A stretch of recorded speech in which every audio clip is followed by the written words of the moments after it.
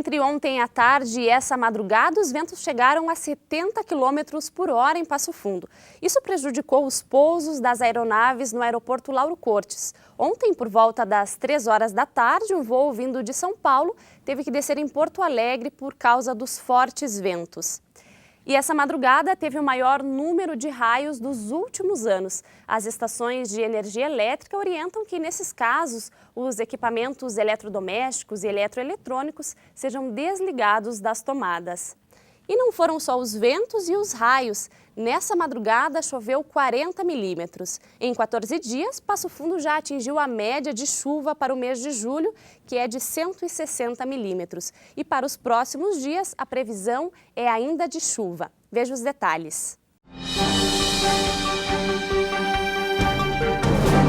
E a chuva continua nessa quarta-feira durante todo o dia. A mínima será de 9 graus e a máxima de 11. Na quinta-feira, céu encoberto com chuva fraca, mínima de 9 graus e máxima que não passa de 15. Estão abertas as inscrições para o primeiro encontro de gestantes do Hospital da Cidade de Passo Fundo, que busca esclarecer dúvidas sobre a gestação, parto, pós-parto e cuidados com o recém-nascido. O curso é para gestantes a partir da 22ª semana de gravidez. As inscrições podem ser feitas pelo site ou telefone que aparecem aí na tela. O ECA, Estatuto da Criança e do Adolescente, criado em 1990, assegura que é dever da família, da comunidade, da sociedade em geral e do poder público garantir a absoluta efetivação dos direitos básicos para a criança e o adolescente. Mas a realidade é outra. E é isso que você confere na segunda reportagem da série Direitos Humanos, produzida pela Rede Prosa, formada por TVs comunitárias gaúchas.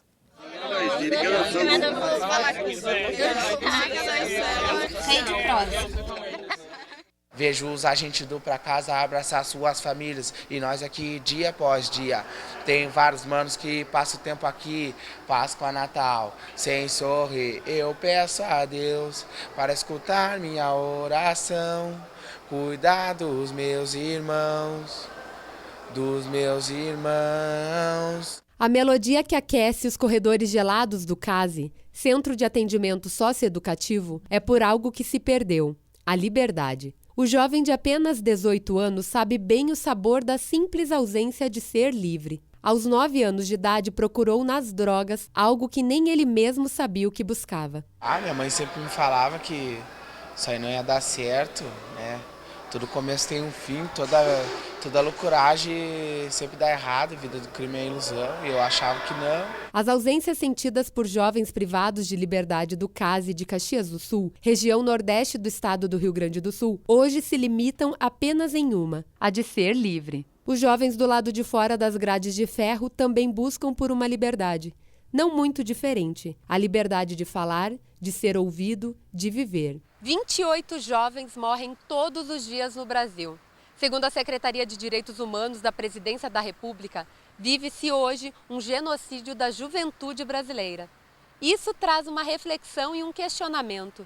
O jovem no Brasil é levado a sério? Dependendo, a gente não é levado a sério. Por que não? No que não é levado a sério?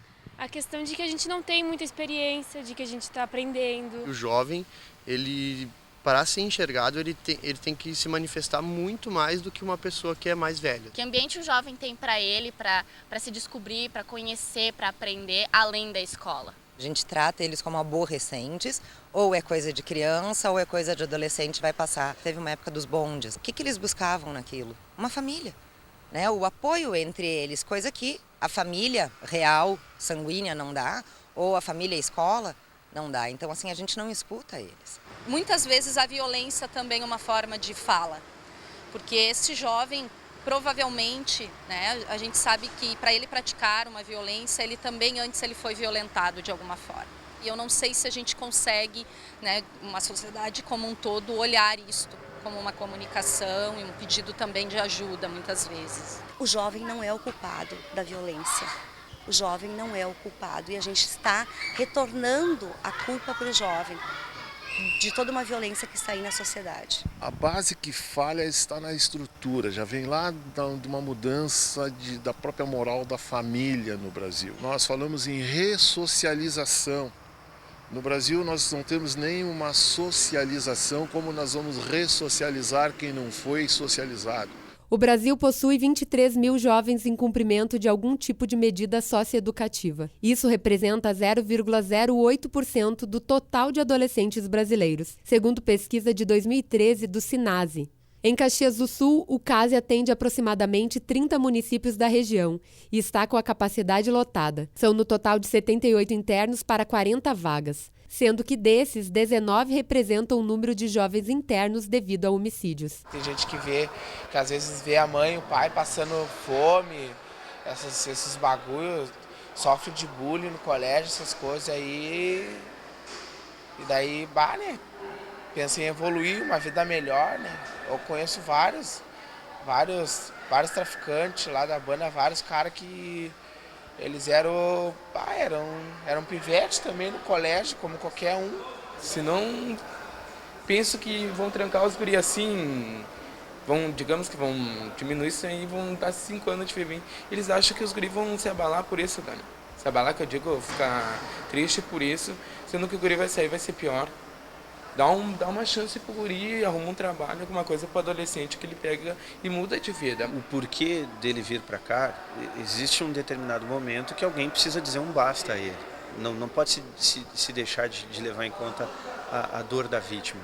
Mas, em contrapartida, a gente também tem que buscar a reflexão no sentido de que simplesmente fechar os olhos e jogar dentro de uma jaula, de uma caixa e fechar, não vai resolver o problema. Proteção integral à criança e ao adolescente. Esse é o principal objetivo do Estatuto criado em 1990. O respeito negado ao jovem na sociedade acaba sendo o que ele adquire no mundo do crime. A liberdade do jovem ultrapassa uma cela. É uma liberdade garantida pelos direitos humanos. Os direitos humanos, eles são para todos. E quando a gente fala da criança e do adolescente, a questão ali que nós temos que considerar é a questão do desenvolvimento. Então, não se pode negar que eles estão numa fase diferente, que exigem mais cuidados e um investimento diferenciado por causa das questões de desenvolvimento. Quem é a vítima de tudo isso? A sociedade. Vivendo o que estamos vivendo, todos somos vítimas. Falar de mim é fácil, difícil é ser eu. O que eu não quero pra mim, não vou querer pro irmão meu. Sou assim e sigo em frente. Deus está comigo, não preciso virar crente. Me emociono como é linda a liberdade, mas tem chance, estou atrás das grades. Eu peço a Deus para escutar minha oração. Cuidar dos meus irmãos. E na série sobre direitos humanos, amanhã você confere uma reportagem sobre o Presídio Central em Porto Alegre. E você perdeu alguma informação desta edição do Canal de Notícias? Então entra no nosso Facebook e acompanhe a nossa programação também por lá. O Canal de Notícias volta amanhã, sempre ao vivo, ao 12h30.